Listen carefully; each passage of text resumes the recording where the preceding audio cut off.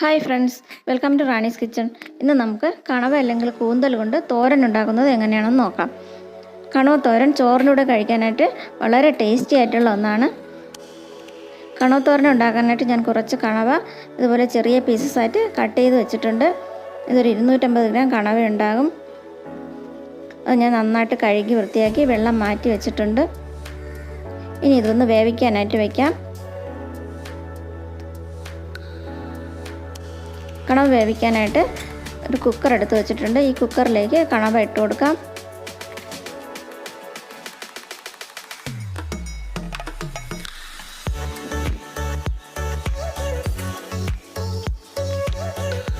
ഇനി ഇതിലേക്ക് ഒരു 1/4 സ്പൂൺ മഞ്ഞൾപ്പൊടി ചേർക്കാം. ആവശ്യത്തിന് ഉപ്പ് ചേർക്കാം. ഒരു 1/4 സ്പൂൺ കറി മസാലപ്പൊടി ചേർക്കാം.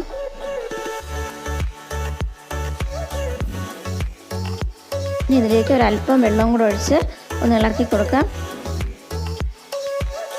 വെള്ളം വളരെ കുറച്ച് മാത്രം ഒഴിച്ചാൽ മതി. കണവ വെന്ത് വരുമ്പോഴേക്കും അതിൽ നിന്നും വെള്ളം ഇറങ്ങി വരും. അതുകൊണ്ട് വളരെ കുറച്ച് വെള്ളം ഒഴിച്ചാൽ മതി.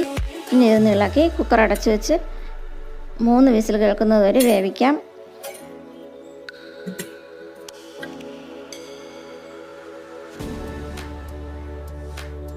ഇതിലേക്ക് ചേർക്കാനായിട്ട് ഞാനൊരു 3 സവാള ചെറുതായിട്ട് അരിഞ്ഞു വെച്ചിട്ടുണ്ട്. 3 വലിയ സവാളയാണ് എടുത്തത്. പിന്നെ 3 പച്ചമുളക്, ഒരു വലിയ കഷ്ണം ഇഞ്ചി, ഇതെല്ലാം ചെറുതായിട്ട് അരിഞ്ഞു വെച്ചിട്ടുണ്ട്. ഇതൊന്ന് വഴറ്റിയെടുക്കാം. അതിനായിട്ട് ഒരു പാൻ വെച്ചു. പാൻ ചൂടാകുമ്പോഴേക്കും എണ്ണ ഒഴിച്ചു കൊടുക്കാം. കടുക് ഇട്ട് കൊടുക്കാം.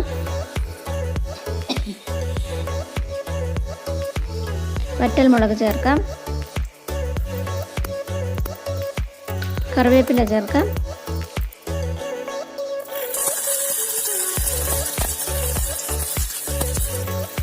ഇഞ്ചി ചെറുതായിട്ട് അരിഞ്ഞത് ചേർക്കാം.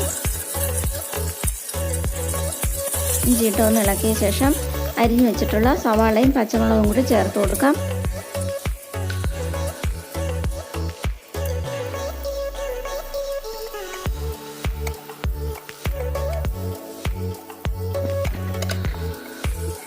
പിന്നെ എൻ്റെ ചാനൽ ഇത് ആദ്യമായിട്ട് കാണുന്നവരാണെങ്കിൽ ഒന്ന് സബ്സ്ക്രൈബ് ചെയ്തേക്കണം.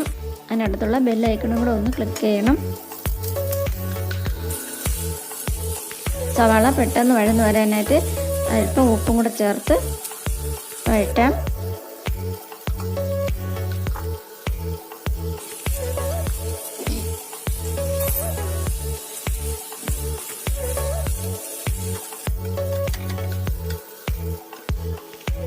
ഇതിലേക്ക് ചേർക്കാനായിട്ട് ഞാൻ കുറച്ച് പച്ച തേങ്ങ അരിഞ്ഞ് വെച്ചിട്ടുണ്ട്.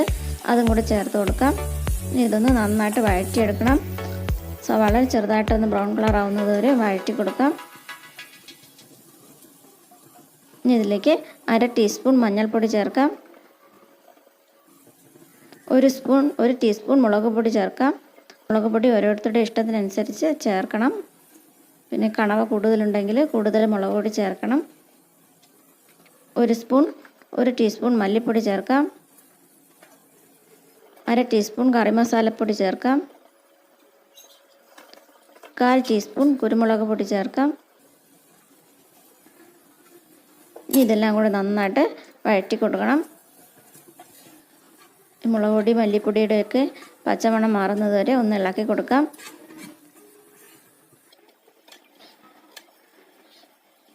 ഇതിലേക്ക് നമ്മൾ വേവിച്ച് വെച്ച കണവ ചേർത്ത് കൊടുക്കണം.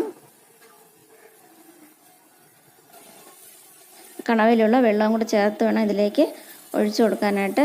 ഇനി ഈ വെള്ളം ഒന്ന് വറ്റിച്ചെടുത്താൽ മതി. അതിനായിട്ട് ഗ്യാസിൻ്റെ ഫ്ലെയിം കൂട്ടി വെച്ച് വെള്ളം വറ്റിച്ചെടുക്കാം.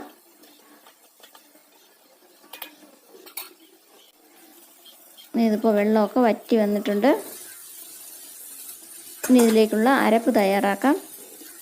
അതിനായിട്ട് ഞാൻ 1 കപ്പ് തേങ്ങ എടുത്ത് വെച്ചിട്ടുണ്ട്. പിന്നെ ഒരു 4-5 അല്ലി വെളുത്തുള്ളി, 1/2 ടീസ്പൂൺ ജീരകം, കറിവേപ്പില, ഇതെല്ലാം കൂടെ ഒന്ന് മിക്സിയുടെ ജാറിലിട്ടൊന്ന് ചതച്ചെടുക്കാം.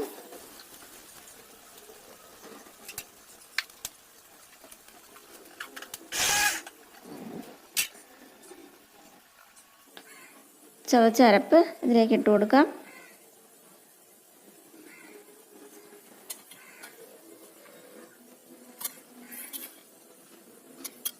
അരപ്പിട്ട ശേഷം നന്നായിട്ട് ഇളക്കി മിക്സ് ചെയ്യാം. നന്നായിട്ട് ഇളക്കി ഡ്രൈ ആക്കി എടുക്കണം.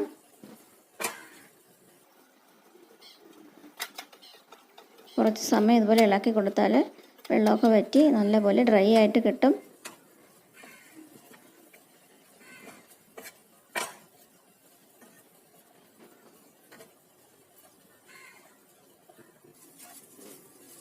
ഇതിപ്പോൾ കണവ തോരൻ നല്ല ഡ്രൈ ആയിട്ട് വന്നിട്ടുണ്ട്. നല്ല ടേസ്റ്റ് ആയിട്ടുള്ള കണവ തോരൻ റെഡി ആയിട്ടുണ്ട്. ഇതുപോലുള്ള മറ്റൊരു റെസിപ്പിയുമായി കാണുന്നത് വരെ ബൈ.